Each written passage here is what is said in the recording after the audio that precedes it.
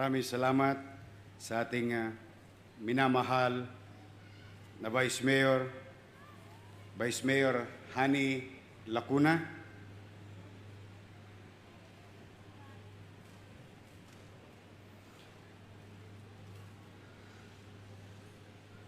Nitong mga nagdaang buwan, dinumog po ang Maynila ng mga taong humihingi ng mga gamot tulad ng Remdesivir, Tocilizumab, dalawang gamot na maaring makapagbigay ng tsansa na mailigtas ang tao nasa bingit ng panganib. Marami sa kanila lumuwas pa mula sa probinsya. Yung iba, nagmamakaawa. May salapi o wala. Mabigyan lamang ng gamot na maaaring ikaligtas ng kanilang mga mahal sa buhay. Hindi rin halos tumigil ang tawag. Umaga, hapon, gabi, daling araw, Lunes hanggang Linggo. Nagtataka ako,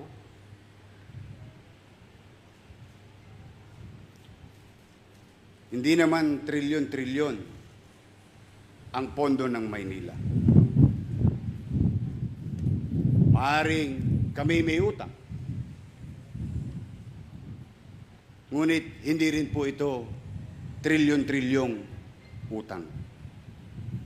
Ngunit bakit tila itinuring na lang pambansang parmasya ang lungsod ng Maynila?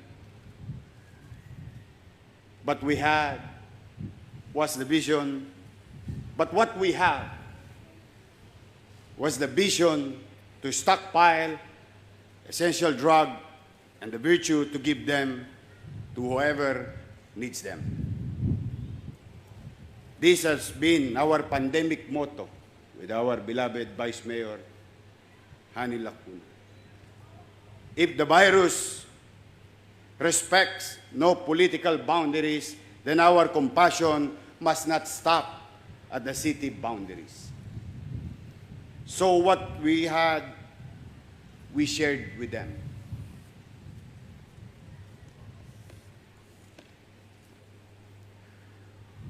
We were able to do so because in our own little way, with our team, Manila has foresight to build its own medicine cabinet of effective responses to the pandemic, from field hospital built in 52 days to buying our own vaccines.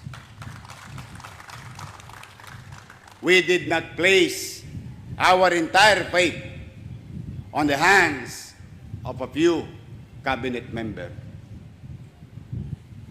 Noong una kong ipinangako that I will practice open governance, hindi ko akalain na magiging kahulugan pala nito ay hindi lang bukas ang pintuan ng pamahalaan o bukas ang record ng mga financial transactions, pero sa lahat ay bukas ang puso sa nangangailangan taga saan ka man.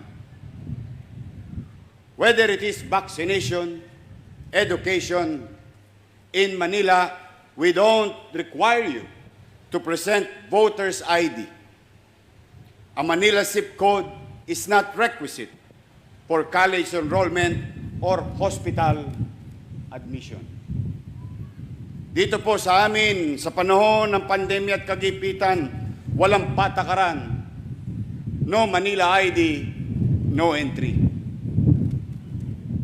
This is what you call inclusive government. And to tell you the truth, I learned not from School of Public Administration, but in slums of Tondo.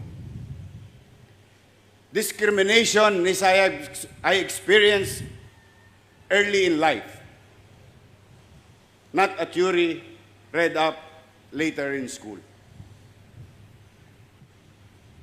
Kung ika'y basurero, maraming off-limits sa iyo. Edukasyon, kalusugan, pabahay, trabaho. Doors which are always open to other children who take them for granted are barriers must overcome. Hindi lang pagkain ang kinakalkal mo, namamalimos ka rin ng respeto. Minamata ka, hanggang ngayon, maaaring ini-small ka. If you are born in the wrong side of the city, at the bottom of society, you cannot escape the profiling for life. What I know is that it is no crime to wear threadbare clothes because of poverty. What is wrong is to praise an emperor's clothes when in fact he is wearing none. Kaya paslit pa lang po ako.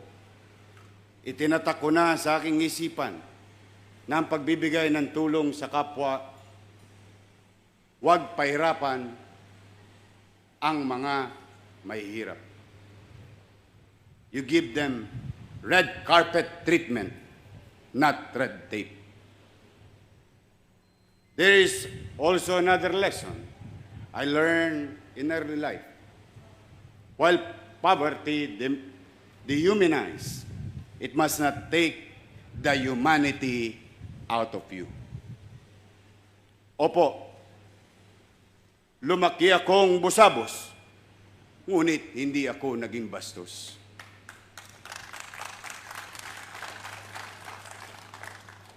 Bagamat balot ako ng dumi sa katawan, ni minsan hindi ko kailangan sabunin ang aking bibig.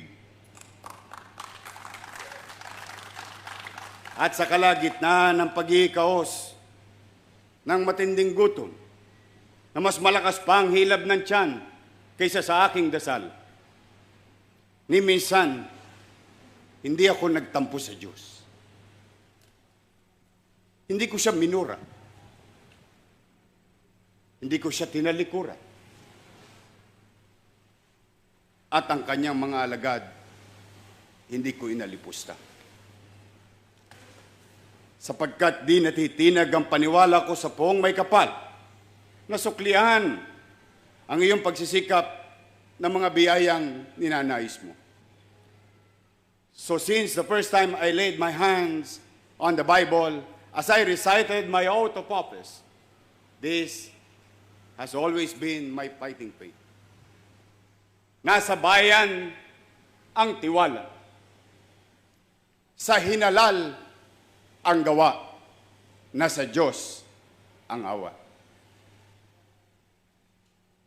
Aaminin ko po sa inyo, itong mga nakaraang buwan, nagmuni-muni din ako. Kung ano ang tatahakin kong landas sa darating na panahon. Tulad ninyo, umantong din ako sa sangang daan. Take the high but hard road with people or abandon them and take an easy stroll alone. There are hindrances I have to contend with hurdles I have to surmount.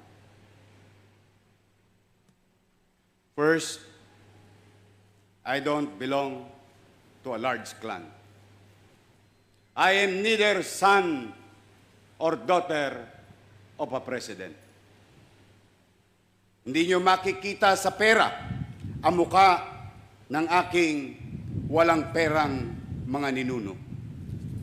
No avenues named after them.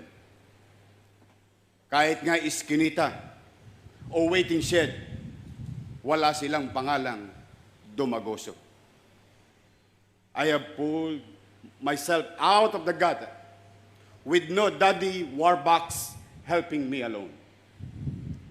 Lone Ranger po ang apelyido ko sa gobyerno.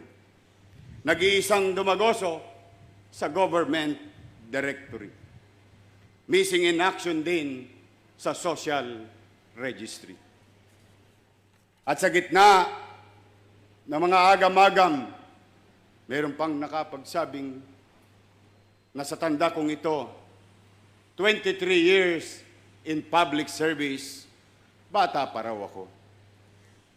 Hindi ko naman kayo masisi. Artistahin to it's.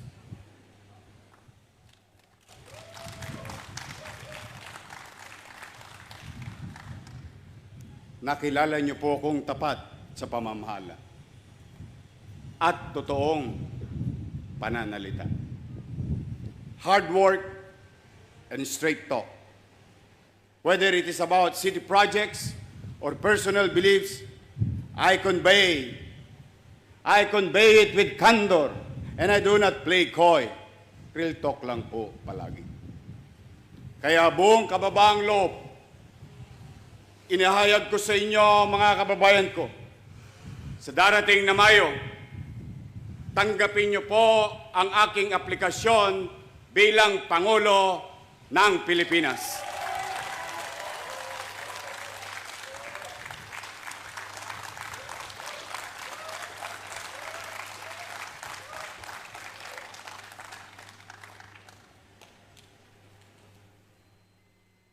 Hindi matayog na ambisyon ang nagtulak sa aking desisyon. Ito, ngunit at dahil sa kalunos-lunos na kondisyon ng ating bayan. Other countries applied best practices, conducted field trials of scientific solutions. We, on the other hand, have used our people as guinea pigs in the longest and strictest experiment of unli quarantines.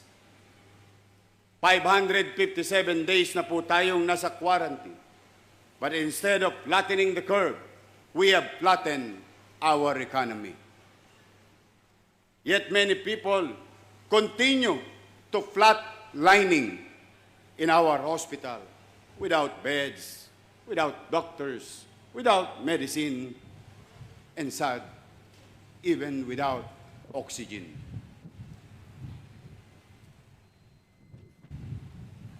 Nakalulungkot ang kalagayan ng public health system ng ating bansa. Maintindihan sana natin kung walang pera ang DOH. Pero ang pondong panlaban sa COVID binuro. Ang budget inimbalsa mo. Naantala ang pagbili ng mga ventilators at gamot, pati yung katiting na 136 daily na active duty hazard allowance sa mga frontliner na buwis buhay, paiyakan at drops pa ang bigayan. Binumbay po sila. Tampo tuloy ng isang nurse.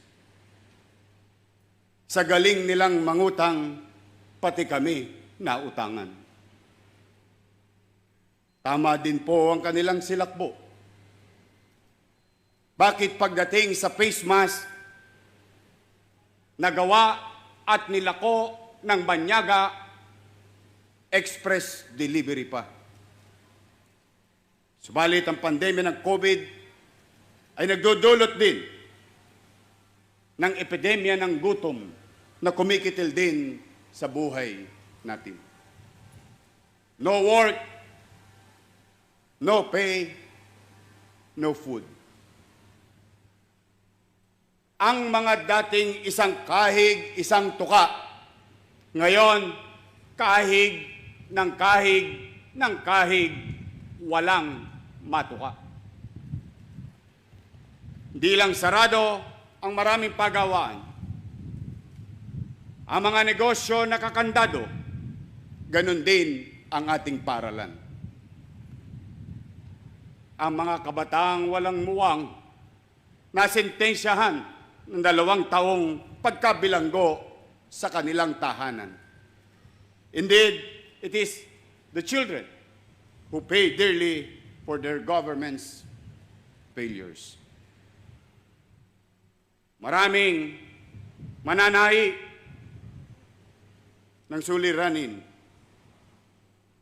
Maraming tatahiin na suliranin ang susunod na administrasyon. The road to recovery will be hard. The journey long. The challenges complex. The sacrifices required from each of us will be great. There is no magic wand that will make our problems go away. Only hard work will. Gusto kong linawin po sa inyo, simula pa lamang ngayon, sapagkat ang taong nambobola, nagsisinungaling sa pagdideklara ng kandidatura pa lamang, ay walang gagawin kundi mambola na at magsinungaling na kapag nakaupo sila. In the days to come, I will release the platform of our governance. Yes, it may be grand, but I assure you, there are also granular. Many of them been pilot tested in the city of Manila. Pag sinabi kong pabahay, hindi yan drawing, nakatayo na po.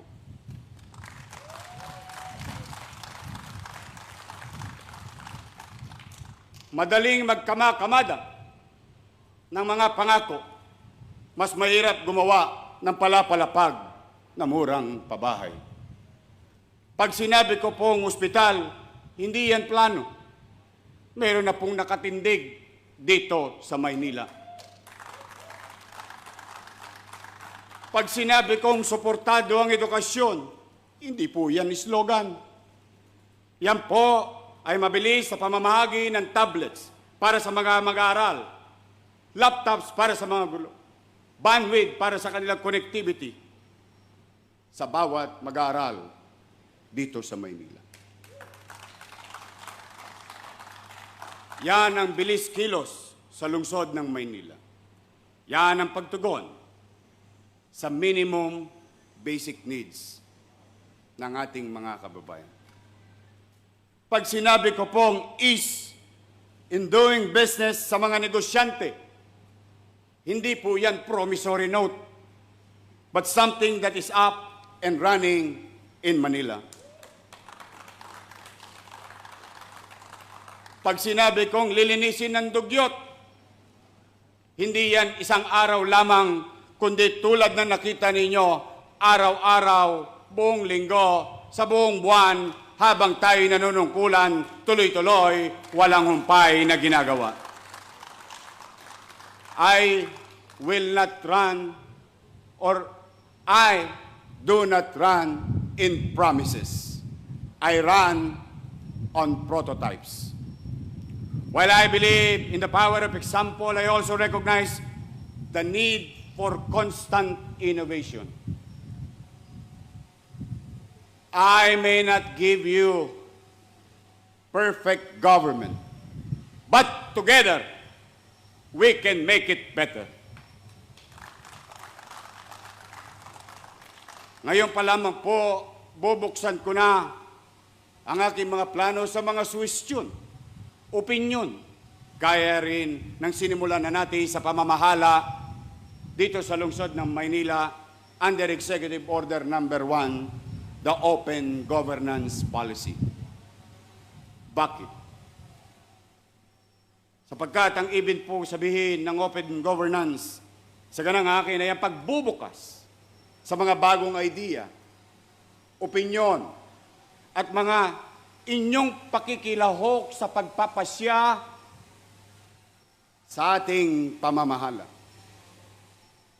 Not only that, I will welcome criticism because the value in listening to complaints is that they lead to better policies and improved services.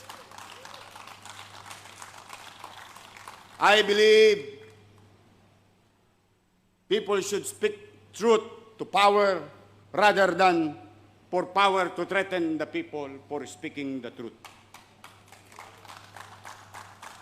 Subalit mga kababayan, anuman ang ganda ng plano, kung wala namang alam ang magpapatupad, mauwi din po sa wala. We have seen administration excel in PowerPoint presentation only to spectacularly fail in project implementation. Thus, I will form the broadest form of government with the best and brightest at its helm. Hindi lang manggagaling sa lungsod ng Maynila o sa isang partido, sa isang paksyon o sa isang propesyon o sa isang tribo o isang age group. Leaders should not only think outside the box.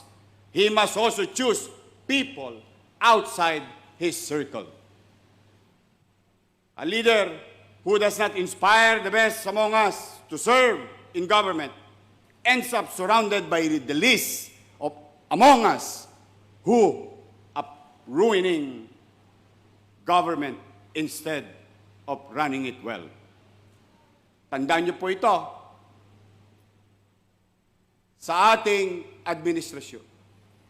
Competence, not connection, will be the sole guide in making appointments.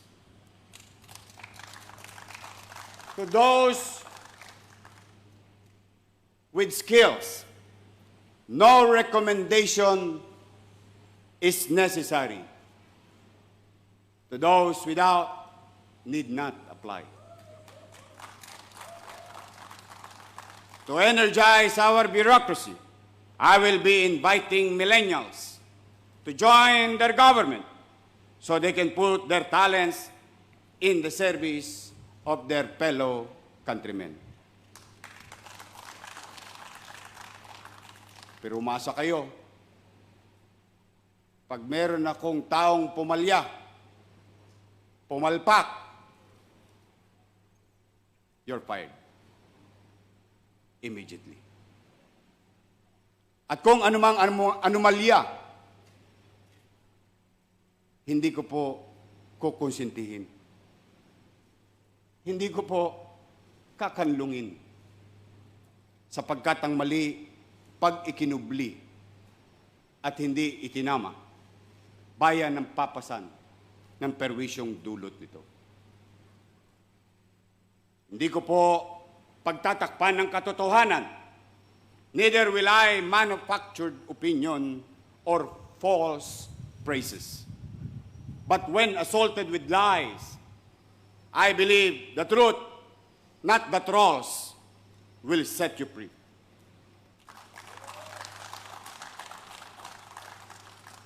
Kaya naman po, sa paniniwala ko, sa konsultasyon, pag-uusap, ngayon pa lamang po, kumakatok ako sa inyo at kakatok ako sa inyo sa mga lugar ninyo upang hingin ang inyong idea.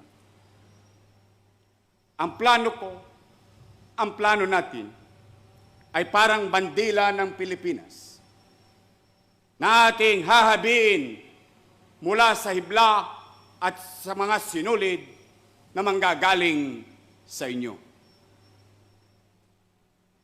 I will be a healing president.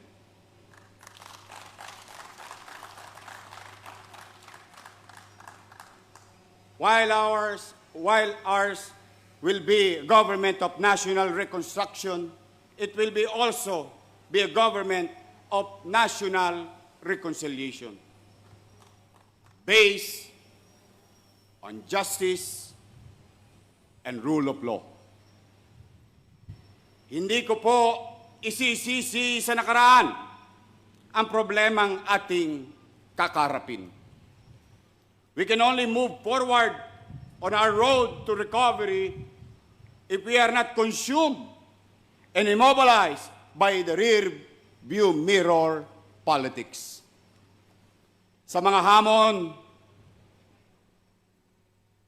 ng ating haharapin, may katuwang tayong napili. Maraming leader na walang ginawa kundi saktan tayo. Siya naman, walang ginawa kundi hilumin tayo. Sa panahon ng pandemya, siya na makakasama natin bilang leader na kailangan natin. Maraming sakit ang lipunan, mga kanser sa pamahalaan, na kailangan ng isang manggagamot. Nasasamaan tayo sa pagbibigay ng reseta ng lunas. Isang doktor na may puso, talino, at oras para sa tao. Tuloy-tuloy sa paglilingkod sa may mga sakit at problemang pangkalusugan. Kaya ikinalulugod ko po sa inyong ipakilala ang aking partner, ang susunod na Vice Presidente ng Pilipinas, Dr. Willie Ong.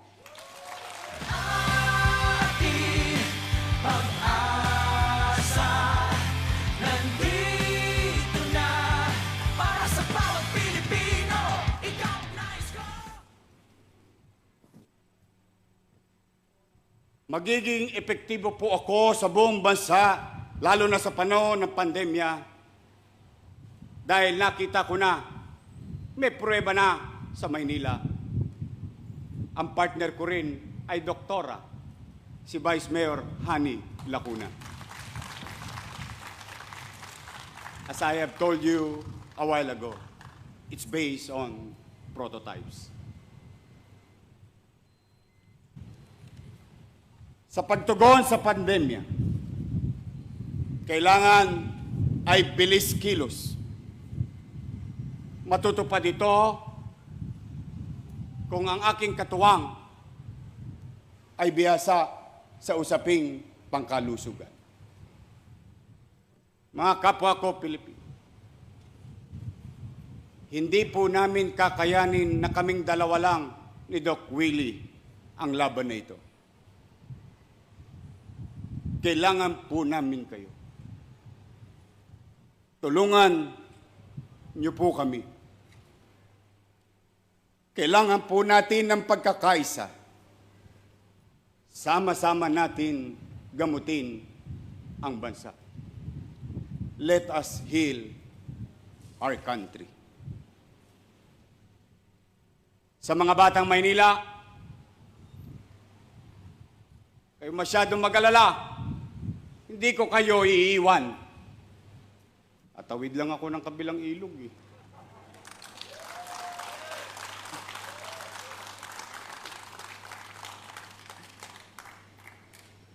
Pumanatag kayo. Buong loob at walang halong pagdududa. Walang halong pagdududa ko kayong ipagkakatiwala kay Hani Lacuna. Dahil alam ko po, alam na alam kong kayang-kaya niyang ipagpatuloy ang mga bagay na nasimulan na natin sa lungsod ng Maynila at mamamayan nito. At malay niyo rin, may awa ang Diyos. Pagbigyan ako ng mga kababayan natin sa buong bansa, mga Pilipinong OFW at immigrant sa buong mundo. Pag naging presidente ako, may kakampi ka pang presidente, Hani Lacuna. Mga kababayan, hanggang dito na lamang po muna. Pagkikita tayong muli, magkakausap tayong muli. Maupay nga aga, mayad na aga. Dagang salamat Pagpalain nawa kayo ng poong may kapal. Pilipinas, God first! Aking pag-asa nandito na para sa bawat Pilipino. Ikaw na Isko! Mga kababayan, ibinibigay ko po sa inyo, Doc Willie O. Para sa bawat Pilipino, bilis kilo! Aking pag-asa nandito na para sa bawat Pilipino. Ikaw na Isko! Magandang araw po. Unang-una, wala akong ready speech. Unang-una po, humihingi ako ng paumanhin sa mga nagulat sa aking desisyon dahil sa pagkukumbinsi ng ating Mayor Yorme. Wala po talaga sa plano ito. Wala po sa plano. Handa-handa na tayong manahimik, tumulong.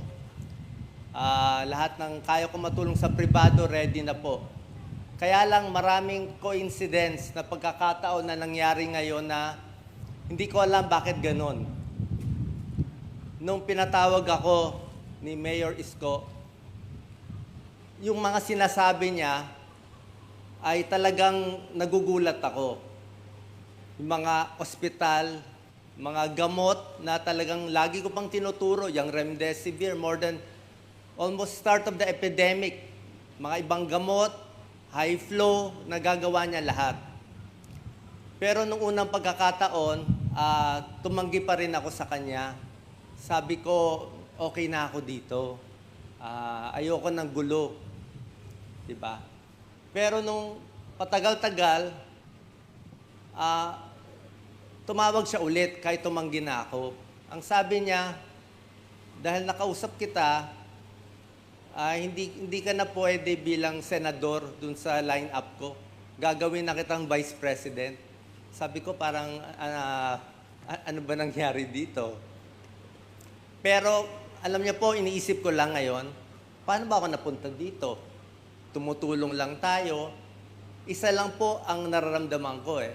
Pagdaan namin kanina dito sa Baseco, nakikita mo yung mga mata ng bawat nakikita nating kababayan natin. Isang tingin ko pa lang sa mata, alam ko na kailangan niya eh. Kailangan niya ng gamot, kailangan niya ng vitamin, kailangan niya ng pera, kailangan niya ng pag-asa. Nakikita ko talaga parang feeling nila wala na silang pag-asa eh. Alam niyo naman yan eh, di ba? Sa tagal na pagpupunta namin ng medical mission, isang tingin ko pa lang alam ko na eh. Kaya kahit hirap ako dito, kahit hindi ko kaya, pag nakikita ko sila, gusto ko lang maabot yung tulong ng gobyerno, mapunta lang sa kanila. Parehong-pareho sa gusto ni Yorme. Diba? Ayaw natin ng PowerPoint, ayaw natin ng bola, ayaw natin ng pa-cute. Gusto natin maibigay kay Pedro, kay Juan, kay Pars, kay Mars. Yun lang eh. Yun lang eh. Bakit? Siyempre dahil sa kanya. Diba? Maiksi lang ang buhay natin eh. Ano ba ang meron sa atin? Kung magagalit ng iba, alam ko, pag sumama ako kay Yorme, maraming magagalit. Ready na ako. Kaya lang, hindi ko na nga binubuksan yung Facebook ko eh. Admin na lang ang tumitingin. Isa pa ang nakita ko kay Yorme, kailangan natin ngayon yung mga health workers. Bakit ako pumayag? Nakita ko yung mga doktor, nag-iiyakan. Doktoral ako na, nag-iiyakan sila. Nagmamakaawa, mga nurse. Never ko nakita umiyak yan. Sabi ko, iyak ng iyak, hingi ng tulong. Eh, andito na si Yorme, sinabi sa akin na, bahala ka na sa kalusugan, bahala ka na sa gamot. Rally pa sila ng rally. Eh, ito na opportunity. Sino ba ako para tumangki? Pero maraming coincidence. Ang isang malaking bagay yung pagkakasakit ng nanay ko. Na-stroke siya 3 months ago. Stroke lang eh. Stroke, mabubuhay pa 5 years sigurado. Napaka-easy. Pero hindi ko alam, 3 weeks ago, lumala. na ospital, binigyan namin ng magandang gamot, piperasilin, meropenem, talagang antifungal, lahat steroids. Hindi gumagaling. Hindi gumagaling. Tuloy-tuloy hanggang nawala siya. Nawala siya nung ililibing namin, doon tumawag si Lito Manayo na sabi ko parang, ano ba to? Ano ba to? Parang wala na akong choice eh. Hindi ko maliligtas nanay ko, pero maliligtas ko pa sila.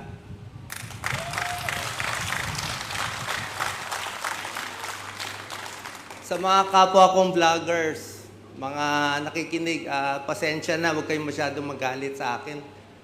Alam nyo naman, tulong lang to eh. Tulong lang to.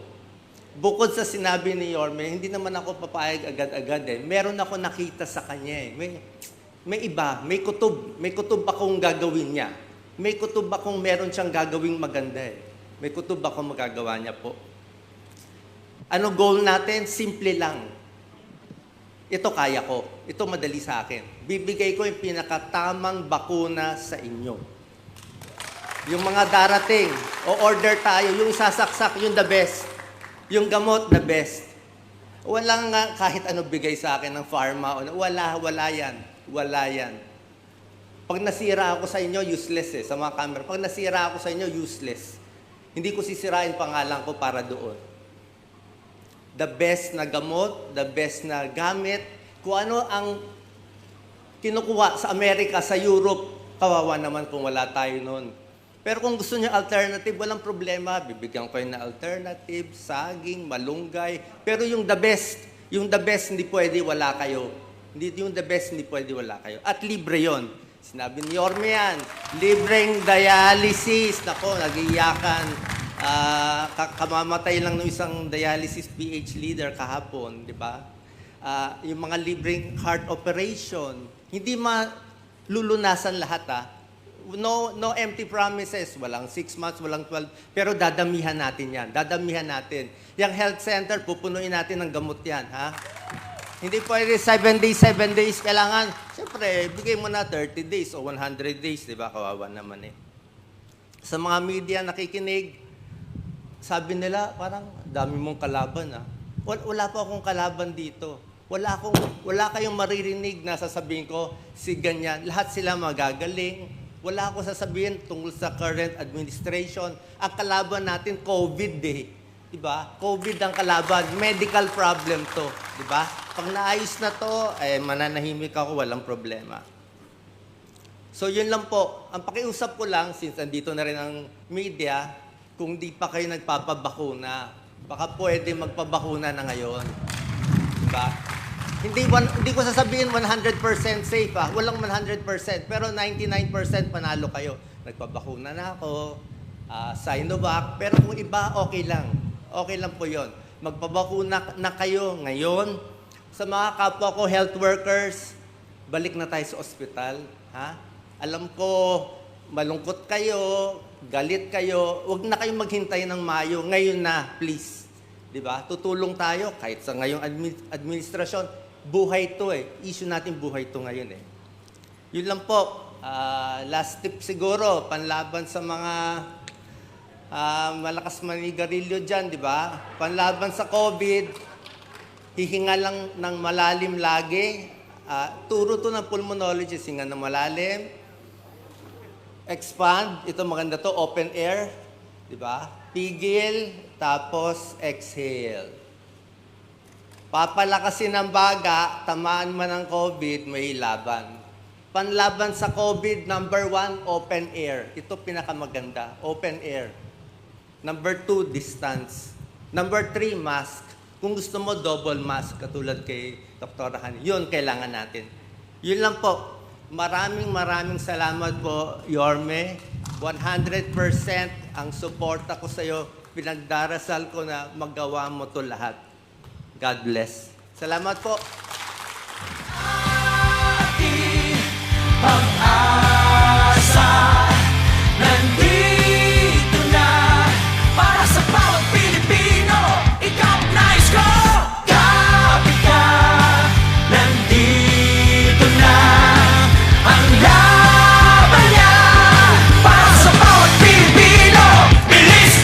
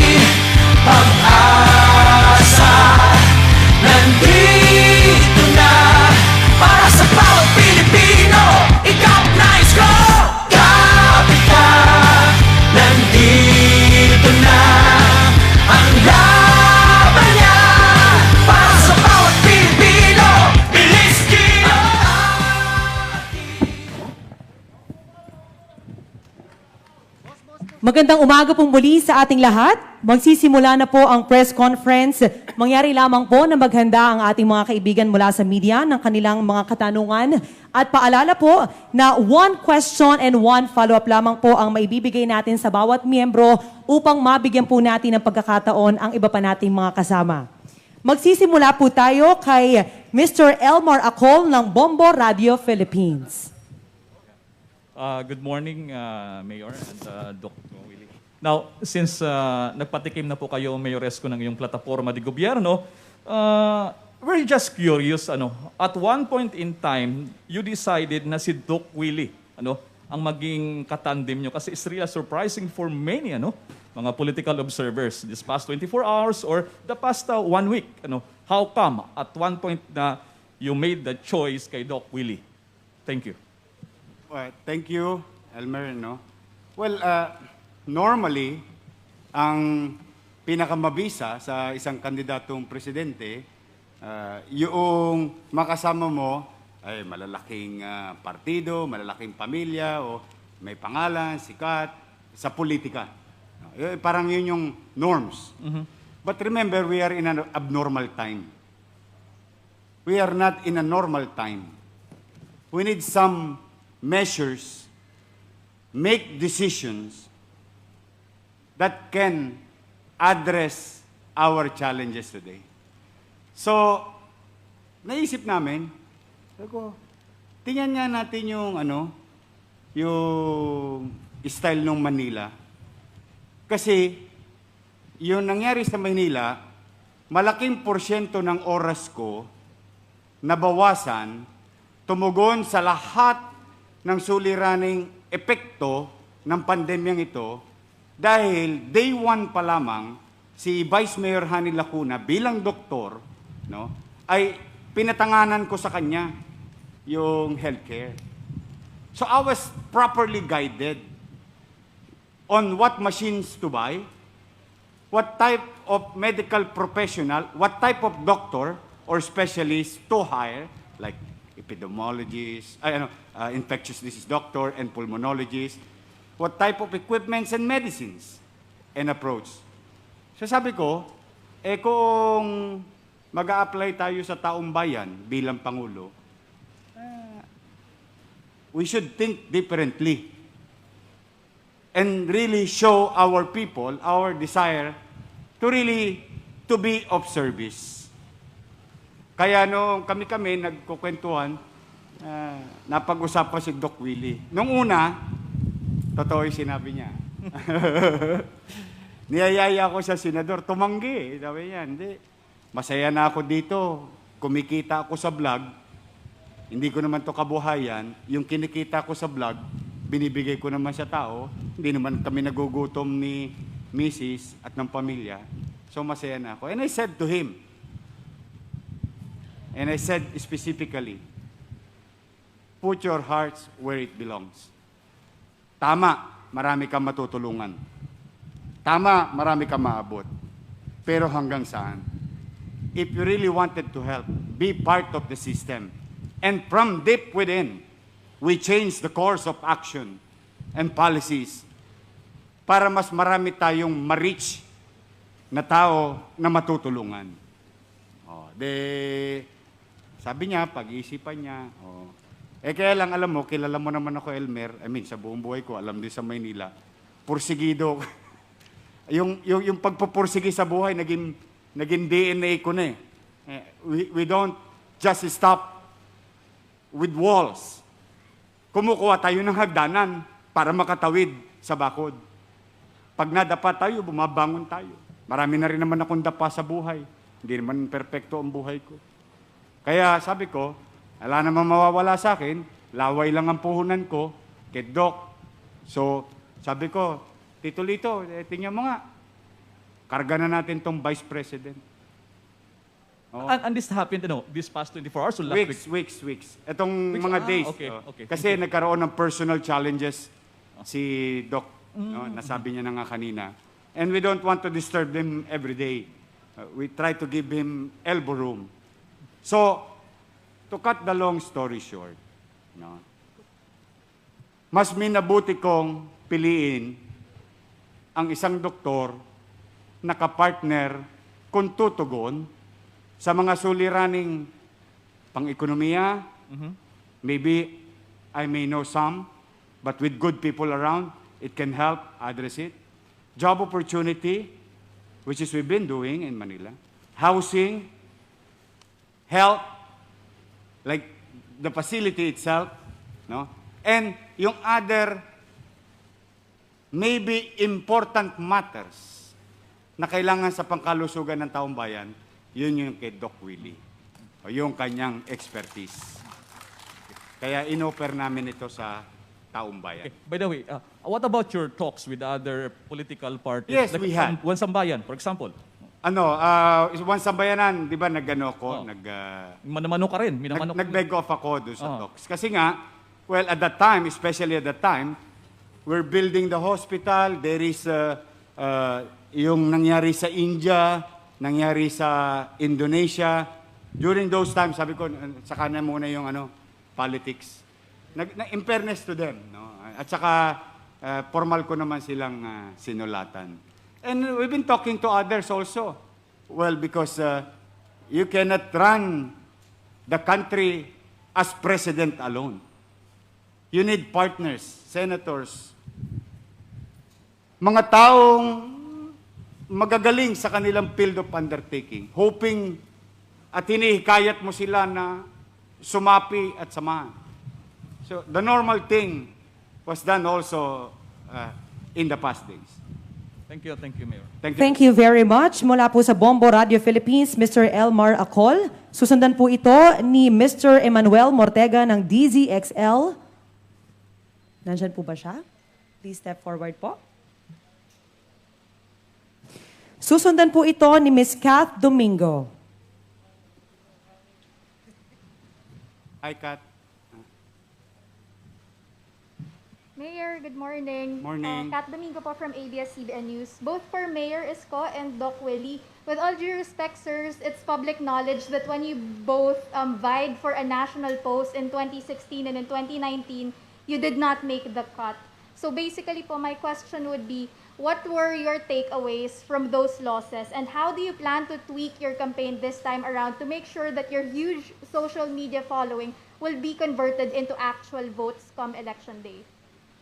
You know, we learn from history and in the past, but we cannot live in the past. We must continue to look forward. Sa buhay talaga, nadapa si Doc Willie. Nadapa rin naman ako eh. Actually, ako tinalisod. Natalisod ako, no? Pero, yung mga pagkukulang, kamalian, yung mga hindi katagumpayan is bahagi ng buhay sa pagpapatibay sa atin ngayon upang kaharapin natin ang mga hamon sa darating na panahon. So, yes, while it is true, no, you lost in the Senate, no, Doc? I lost in the Senate. But, akalain mo ba, sa awa ng Diyos, sa tiwala ng mga batang Maynila, olats na ako eh. PMAyer na ako eh. Pahinga muna, anak. Then all of a sudden, inikayat ako ng mga batang Maynila. Then sa awa ng Diyos, akalain mo, ano lang pala, talisod lang pala yung isa. Pwede ka pa palang bumangon. O ngayon, alkalde ako ng lungsod. Salamat sa Diyos. Salamat sa mga taga Maynila. So we must move on. So the same thing, I don't know, with Doc. Yes po. Sa akin naman kasi, para sa mga nakikinig na kababayan natin, okay lang matalo. Kahit 10 beses matalo, okay lang. Dapat intention mo lang tama. Diba? Matututo ka eh. Simple lang naman yun eh. Ito. Sasabihin ko sa'yo, honest. Nung tumakbo ako, tingin nila sa akin, nuisance candidate. Marami akong nakausap ng mga politiko, mga supporter. Doon ako natuto. Nakita ko yung iba yung nila. Basta meron silang kakaiba na marami akong natutunan at mas natuto ako kumilatis ng tao, yung tunay, yung hindi tunay, yung nambobola at hindi. Practice yun eh. Tsaka kahit natalo tayo mula 9.5 million followers, ay umabot naman tayo ng 16 million sa tingin ko. Pwede na po yun. Doc Willie, follow-up question po. Before you mentioned na okay lang matalo basta hindi kayo tumanggap ng milyon-milyon kung kani-kanino, would it be the same policy this time around now that you're vying for a national position? Yes. Nilinaw ko yan kay Yorme, kay Lito. Sabi ko, I will stay myself. Hindi ako babanat. Wala akong babatikusin. Tutulong lang tayo. Liligtas lang tayo ng buhay. Wala rin akong tatanggapin para sa akin kung merong lalapit. Sabi ko, baka pwedeng saling pusa na lang ako. Saling pusa sa ads niya. Bigyan na lang ako 3 seconds. Saling pusa sa poster. Doon na lang sa likod. At bahala na ang Diyos. Okay lang sa akin matalo eh. Basta manalo siya. 'Di ba? Pag nanalo siya, okay na ako. Kontento na ako.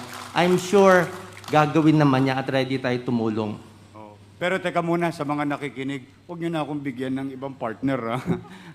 Awayin na naman ako nun. Away na naman ang mahihita natin.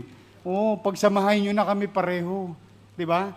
Kung tatayarin lang naman kayo sa akin, tayan niyo na ako ng todo-todo. Mahirap eh. Sige kayo, 6 na taon na benggahan yan. Kaya yun lang ang pakisuyo ko. Halimbawa, nakursunadahan ninyo ko, pakiusap ko naman, kursunadahin nyo na rin si Doc. Pag nakursunadahan nyo naman si Doc, huwag nyo naman siyang bigyan ng sakit ng ulo. Na kumbaga, ibabangko lang siya o ibabangketa ng kanyang presidenteng hindi niya kakampi. Ano na tayo? Mag-heal na tayo. Gamutin na natin ang mga sarili natin. Okay. It's just to, yun lang yung in addition to plus the fact that history will tell us also and teach us, Abraham Lincoln failed so many times. Then he became one of the greatest president of United States. Alright. Mayor, last question from my end. Meron na po ba kayong initial Senate lineup for the 2022 national elections? Today is the start of Doc, Willie, and I to try, in our own little way, to convince others, sumama na kayo sa bangka namin. Dahil isang bangka lang naman tayo. So naturally, what you're going to hear and see in the coming days, we are hopeful, sana may maniwala sa amin ni Doc Willie sa intensyon naming mag-apply bilang Pangulo at pangalawang Pangulo ng ating bansa. I can work with anybody.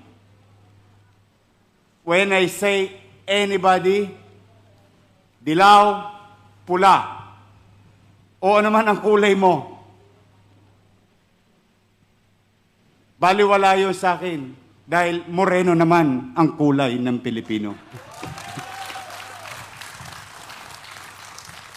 Tayo kayo manggi. So, my point saying that is we may disagree on political beliefs, personal ideas, but I do believe there is commonality to save life and livelihood in this pandemic situation of our country. I hope maliwanagan din sila. Kung nanonood kayo, halika na po kayo. Samahan nyo na po kami ni Doc Willie. Thank you so much, Ms. Kath Domingo of ABS-CBN. Susundan po ito ni Ms. Sandra Aguinaldo ng GMA7.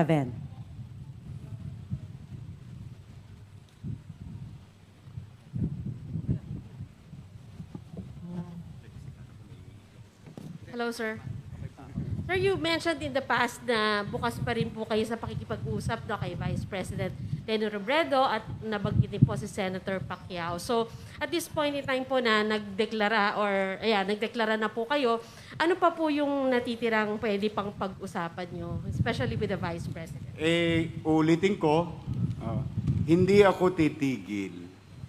Total laway lang naman ang puhunan ko na kumbinsihin ang mga tao na magbati-bati na tayo. Kumbinsihin na magkasama-sama tayo. We will try. I will try. Yes, Sandra, you're right. I have to confirm your question. I did try to some. No? And I will continue to try. No? Kasi buhay naman ng Pilipino pinag-uusapan natin. I think the intention of others is also good. No? Kaya lang, siyempre, maigi na rin na sana isang bangka nga kami. Yun ang iniisip nating maganda. Yun ang hinuhope nating may makasama kami ni Doc Willie, but, and I hope also the people, every citizen of the country, in this country and outside or in the world. Sir, just to follow up, sir, ibig sabihin po pa dahil nga po formally announced na kayo, ay out of the question na po yung magkakaisa kayo dahil magi-giveaway kayo sa kanya. Ay, ano na yun? Oo. Sabi ko nga sa iyo, ayokong gawing tsubibo ang buhay ng tao. Pinaiikot-ikot lang. That's why when we decide, then we move forward. Move as fast as we can. Kailangan bilisan ng kilos. Ganon. For example, ako bilang alkalde, tapos bilang kandidato kami, bibilisan namin ng kilos na manghalap ng bawat Pilipino para sa poder o sa part namin. Ganon din yung mga lingkod bayan na baka mapaliwanagan pa. I will not give up, Sandra. I'll try to do my best. But I cannot promise you because they have also other, maybe thoughts or decisions made already. Sir, just for... Sure. Go ahead. Para lang po mas malinaw. So, yung pong pag-atras ninyo ay No. mag-negotiate. Tuloy na to. Tuloy na to. yan. Okay. Ayoko maging sawing boyfriend. Paasa. Tuloy-tuloy na to. Hindi na tayo titigil. Maraming salamat po, Ms. Sandra Aguinaldo ng GMA7. Ang susunod na katanungan po ay manggagaling mula sa ABS-CBN, Mr. George Carino. Magandang umaga po. May mga ramblings po sa social media dahil kinikilala yung posisyon niya dati bilang government official ng Duterte administration. Pati si Doc Willie Ong na laging nakikita in pictures with social media influencers na aligned with the administration. How would you address concerns na kayo'y extension or rebranding lang ng Duterte administration para po sa inyong dalawa? That's a good point, no? George. In fact, that's basically my statement. I can work with anybody. I did not vote for Duterte. I voted for Grace po. But I was given a chance by President Duterte to be part of peace talk in Netherlands, Norway, in some places of this world. Then I was appointed in GOCC. Then I became an undersecretary. Ibig sabihin, it is not about the person alone. It is about the opportunity to serve. So, kung tinatawag ng pagkakataon yung aking maliit na karanasan o maliit na kaalaman at ito'y makapagdudulot ng tugon sa suliranin ng isang ahensya o ng isang koponan, then so be it. But, that is what you call public service. But it doesn't mean, and it is a given fact, alam naman to ng mga utaw, pagka mali, di ba, nagsasalita ako, pero kung kaya pa nating tiisin, hanggat kaya natin bilang leader, alam mo yung, kaya mo pang kimkimin, no? Yung suppress it. Kasi you're looking at the bigger picture. Dahil maapektuhan yung buhay ng tao, tinatyaga natin. Ngunit, lahat ng bagay may hangganan. Now, I respect President Rodrigo Roa Duterte being the president. In fact, George, ito pangako ko sa iyo, George. Lahat ng sinimulan ni President Duterte na build, na kapakipakinabang sa tao. Kapakipakinabang, ha? Nasimulan na. pinalad ako sa kasidok. Kami na mamamahala. Umasa ang mga kababayan natin Pilipino. Ipagpapatuloy natin yon dahil kapakinabangan nyo yon. At ni isang kisap mata, pinalad kami sa tulong ninyo. Ni isang kisap mata, hindi na magtatagal ang mga talipandas sa pamahalaan niya. Yun lamang yun. So, kaya George, I'm very clear, I'm sending the message to each and every government, elected officials, welcome po kayo. Isko will be done. Welcome kayo sa pagsasama namin na itaguyod, na iraos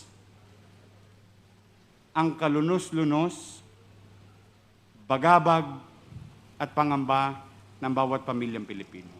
Kaya I can work with anybody. Hi, George. Hi, Doc. Yes, wala po. Marami akong friends sa admin, marami sa opposition, marami neutral. Lahat naman. Lahat sila. Wala akong nakikita. Siguro lang, minsan nilalagay nila yung picture ko sa admin, ginagawa ng medyo fake news, meron sa opposition, meron sa gitna. Wala pong kulay. Ang pinakakulay lang natin ngayon Isko Moreno color.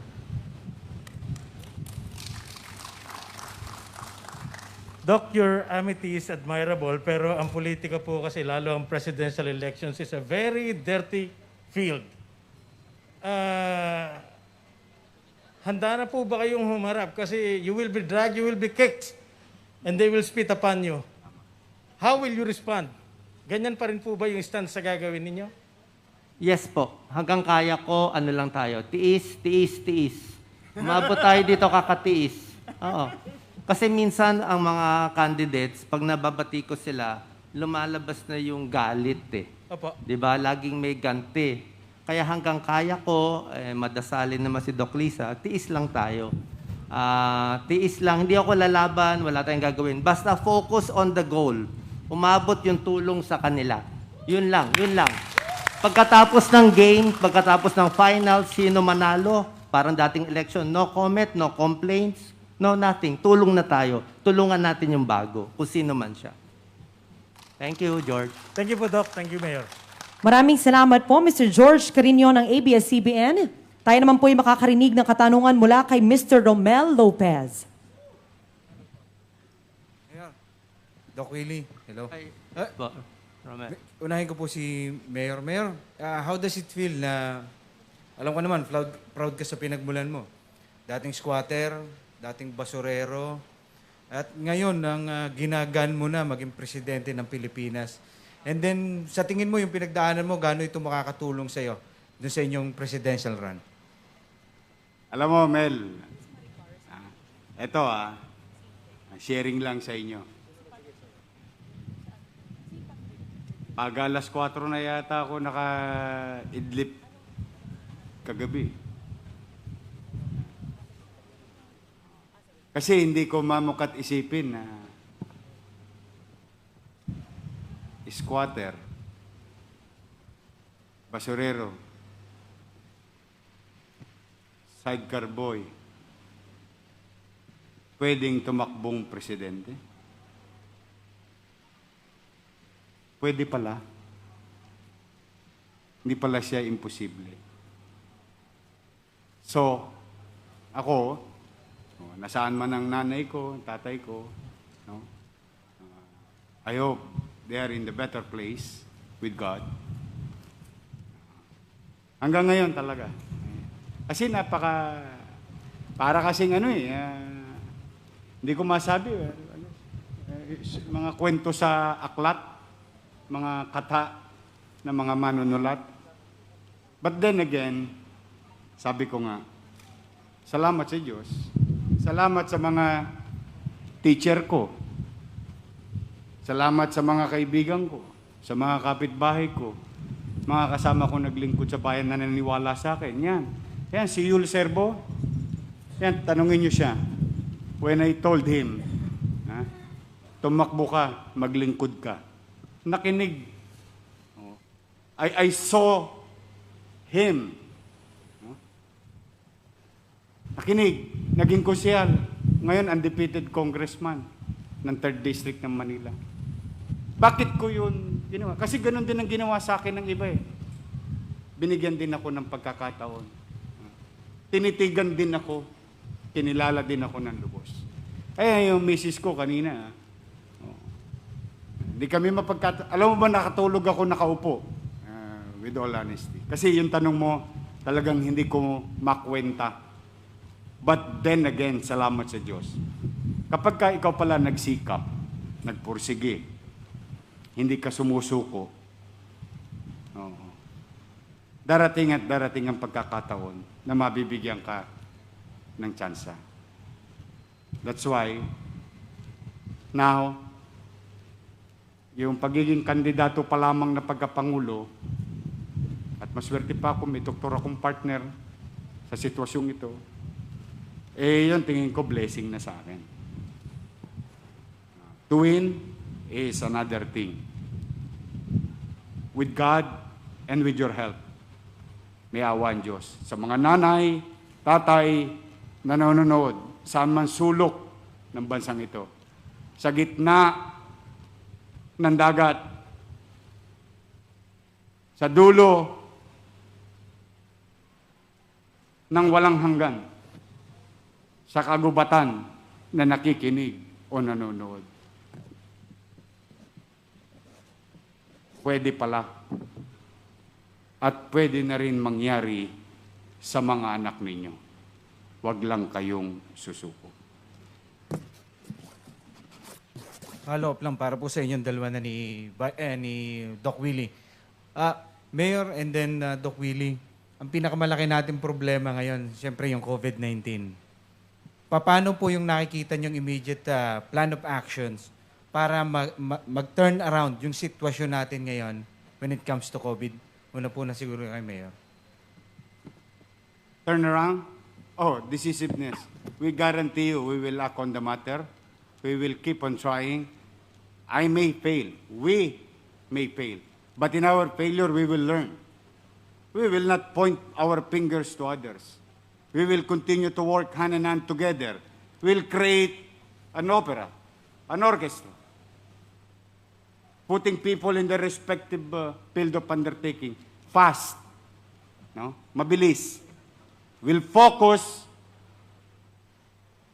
our government, Doc Willie and I, given a chance by the people, in two things: life and livelihood, addressing minimum basic needs. The next administration, under our watch, will invest on Human Development Index.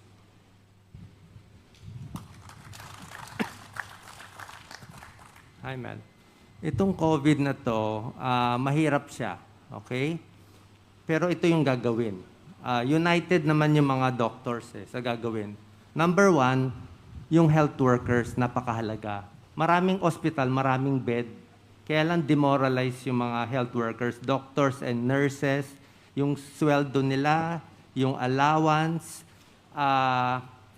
Hindi lang yon, kailangan din nila ng, sa tingin ko, parang recognition, di ba? Kasi mahirap talaga talagang buwis buhay. Tsaka pag na-COVID sila, dapat covered yung gastos nila.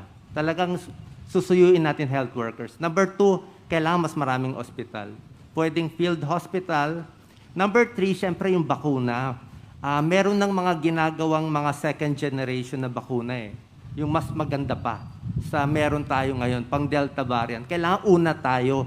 Hindi ko alam pa paano gawin. Dapat may intent to order na tayo kung anumang bansa yon, kung sino maganda. Pipiliin natin yon.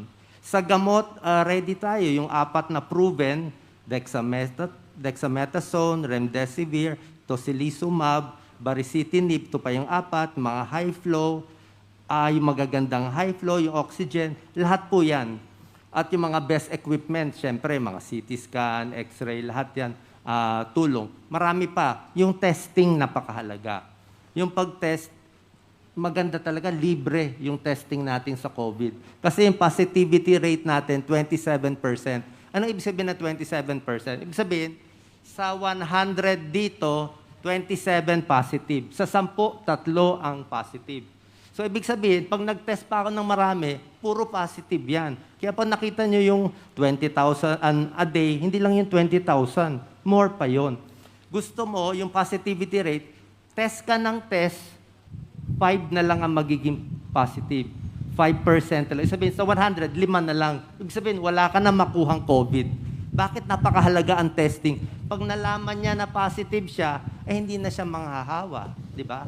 Hindi na siya papasok. Hindi na siya in denial na ubo-ubo lang to, baliwala to. Alam na niya positive. Doon mo siya mahuhuli. Pwede rin yung field hospitals na ginagawa ni Yorme. Marami pa. Siyempre, papalakasin yung katawan, yung mga vitamins, di ba? At napakahalaga, nakakalimutan to, yung mental health, yung stress. Ayoko kayo araw-araw, check ng check. Nako, tumaas ba yung kaso? Bumaba na yung kaso. Di ba? Gagawin natin siguro every 3 days lang, okay? Ngayon, medyo tumataas, pero relax lang, enjoy kayo, matulog ng maayos, dasal lang. Okay yan, okay pa yung numbers, pero konting ingat. So, ganun lang. Hindi ko kayo i-stress, itutuloy yung trabaho ninyo. Marami pa tayong magagawa sa COVID. At isa pa, ito hindi pa ito nababalita, hindi lang COVID ang problem natin. Napakalaki. Alam nyo ba yung sakit sa puso? Plus, check nyo, 23,000 more. Ang namamatay sa sakit sa puso from 220 a day, naging 288 a day. Bakit ang dami namamatay sa epidemic? Hindi makapunta sa ospital, nai-stress. Diba? Hindi maka-exercise, hindi makalabas ng bahay. Diba? Ang taas ng heart disease, stroke, tumataas, diabetes, tumataas. Namamatay sa gutom, tumataas. So, simple lang to 3 ang i-check natin. COVID numbers, mainly yung COVID death sa akin. Yung namamatay sa COVID. Number 2, yung mga non-COVID, yung mga heart disease, iba, tumataas ba? At yung mga hirap sa gutom. Dapat lahat mababa. Lahat. Tsaka itong mga lockdown, no lockdown, short term Face shield, no face shield, short term Diba? Vaccine, gamot, at prevention ang habol natin. Yun po. Marami pang iba. Kita mo, Romel? Oh, sabi ko sa iyo, hindi ako nagkamali ng pagpili kay Doc Willie. George. Para ako nakikinig sa Maynila ulit nung kinukwento sa akin ni Vice Mayor Hanil Lacuna yung mga kailangan So, I'm blessed. I'm just blessed to have Doc Willie. Paumanhin po at hanggang dito na lang po ang ating press conference. Muli, maraming salamat po sa inyong katanungan at sa inyong pagdalo. Isa pa raw. Sige. Let them, Tapos dito sa Nangka. Walang bawi, may kilye. Sige po, tawagin po natin si Miss Tribion. Dalawa na lang, no? Sige, isa pa. Pakuan lang doon tapos ni Kuya George ito, boss, paano daw yung prangkisa nila? Tapos papararin kayo. Patanong lang ng taga-ABS-CBN, taga-TV5 po ako Paano daw yung prangkisa nila? I made it clear, tingnan mo I made it clear in my speech, rule of law. If Congress gives you such privilege, approve it, I will sign it. Because ang komersyo dapat para sa lahat. Ang negosyo at pagkakataon para sa lahat. Yung may mga kasalanan, papapanagutin. Yung may mga obligasyon, dapat tupdin mga tao o ng korporasyon. Pero gagamitin ang kapangyarihan upang manggipit, umasa kayo. Hindi mangyayari yon sa panahon ko. You will be given equal opportunity. We will level the playing field. We are going to be certain with our rules. Salamat po. Ito na po ang ating huling katanungan mula po kay Ms. Maricar Cinco.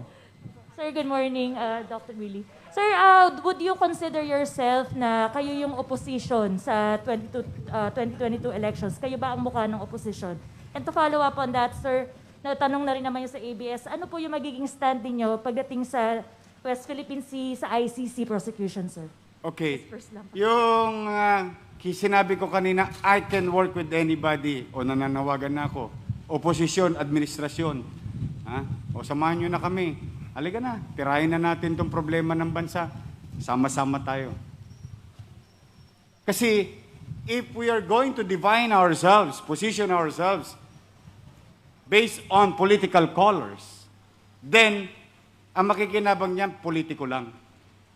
But we guarantee you, we will position ourselves on issues that matters and affects the lives of our people. Whether tubig sa dagat na kailangan ang mangingisda, makapangisda, sakahang may maisasaka siya, o pagkakataong makapag-aral siya dito sa bansa at sa ibang bansa na sagot ng pamahalaan, katulad ng mga sinimulan na ni dating nasirang Senador Rocco. Anything that will affect the people, ayun, doon kami. Kung doon kayo, sama-sama tayo. Yung ICC naman, rule of law will be observed. Any John Does and Mary, Juan de la Cruz, or Pedro can afford justice, fair opportunity, fair chance to avail laws that protects every citizen. At the same manner, we will continue to recognize our relationship with other countries, with our allies, and agreement of our nation to the international organization. So, yun ang mangyayari sa atin. I will never ever lift a finger na makapangapi. I will never lift a finger na makapagpaluwag sa isang sitwasyong kinakaharap ng isang tao o ninumang Pilipino. But, I will also not deprive of such right under our Constitution that includes right to life. The same thing, those OFWs in other countries na binibili pa nga natin tinotosgasan pa nga natin ng salapi ng taong bayan, makuha lang natin yung ating mga kababayang OFW. So, any John Does and Mary, any Juan de la Cruz and Pedro who are in the country and outside of the country, whether immigrants or OFW or tourists, will feel that they are protected by the state, by the country, by the Constitution. At the same manner, to cut the long story short, tayo rin naman ay makikibagay sa mga organisasyon at kikilalanin natin ang mga kasulatan, agreement o kontrata ng ibang nasyon sa ating bansa. Maraming salamat po sa inyo lahat. Ipagpaumanhin po natin sapagkat mayroon po tayong limitadong oras, sapagkat mayroon pong dasal ang ating pong mga kapatid na Muslim dito po sa Baseco. Muli, maraming salamat po sa inyong mga katanungan at sa inyong pagdalo sa araw na ito, ang magiting na tambalan para pagka-presidente at vice-presidente ng Pilipinas, Mayor Isko Moreno Dumagoso at Doc Willie Ong. Sa Mayo 2022, suportahan po natin ang tambalang Isko Moreno Dumagoso at Doc Willie Ong. Isko Moreno Dumagoso for President at Doc Willie Ong for Vice President. Bilis kilos tayo, Pilipinas!